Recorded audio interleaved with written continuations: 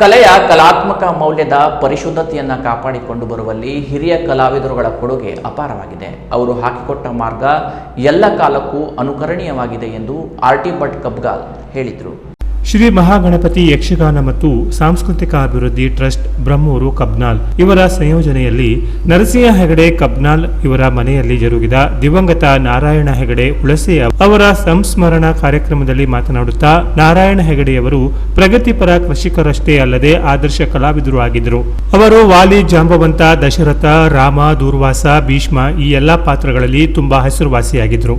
ಆಟ ಮತ್ತು ತಾಳಮದ್ದಲೆ ಎರಡರಲ್ಲೂ ಸೈ ಎನಿಸಿಕೊಂಡ ಇವರು ರಂಗದಲ್ಲಿ ಔಚಿತ್ಯ ಮೀರಿದ ನಿಷ್ಠೂರವಾದಿಗಳಾಗಿದ್ದರು ಎಂದರು. ಅತಿಥಿಯಾಗಿ ಉಪಸ್ಥಿತರಿದ್ದ ಎಂಜಿ ಭಟ್ ಬೆಂಗಳೂರು ಇವರು ಹಿರಿಯರ ಸಂಸ್ಮರಣೆಯಿಂದ ಕಿರಿಯರು ಏಳಿಗೆ ಹೊಂದುತ್ತಾರೆ. ಬಂಧು ಬಾಂಧವರ ಕೂಡುವಿಕೆಯಲ್ಲಿ ನಡೆದ ಈ ಕಾರ್ಯಕ್ರಮ ಶ್ಲಾಘನೀಯ ಎಂದರು. ಕುಲಾಪುರೋಹಿತರಾದ ವಿದ್ವಾನ್ ವಿಶ್ವನಾಥ ಭಟ್ ಬಾಸಲ ಇವರು ಅಧ್ಯಕ್ಷತೆಯನ್ನು ವಹಿಸಿ ಶುಭ ಹಾರೈಸಿದರು. ನರಸಿಂಹ ಹೆಗಡೆ ಪ್ರಾಸ್ತಾವಿಕ ನುಡಿಯೊಂದಿಗೆ ಕಲಾವಿದರನ್ನು ಗೌರವಿಸಿದರು.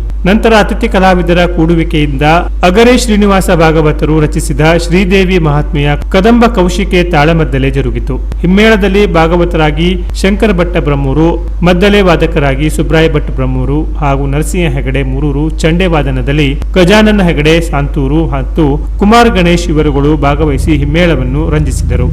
ಮುಮ್ಮೇಳದಲ್ಲಿ ಶ್ರೀದೇವಿಯಾಗಿ ಸುಬ್ರಹ್ಮಣ್ಯ ಹೆಗಡೆ ಮೂರೂರು, ಶುಂಭನಾಗಿ ಆರ್.ಟಿ. ಭಟ್ ಕಬ್ನಾಲ, ರಕ್ತ ಬೀಜನಾಗಿ ನಾರಾಯಣ ಭಟ್ಟ ಬ್ರಹ್ಮೂರು, ಚಂಡಮಂಡರಾಗಿ ವಿ.ಟಿ. ಭಟ್ ಮತ್ತು ನರಸಿಂಹ ಹೆಗಡೆ ಕಬ್ನಾಲ, ಸುಗ್ರೀವನಾಗಿ ನಾಗರಾಜ ಶಾಸ್ತ್ರಿ ಹೊಸಕುಡಿ, ದೇವೇಂದ್ರನಾಗಿ ಗಣಪತಿ ಭಟ್ ಬ್ರಹ್ಮೂರು ಭಾಗವಹಿಸಿ ಸಮರ್ಥವಾದ ಅರ್ಥಗಾರಿಕೆಯೊಂದಿಗೆ ಆಖ್ಯಾನವನ್ನು ಯಶಸ್ವಿಗೊಳಿಸಿದರು. ಶಿವಪ್ರಸಾದ್ ವಂದಿಸಿದರು.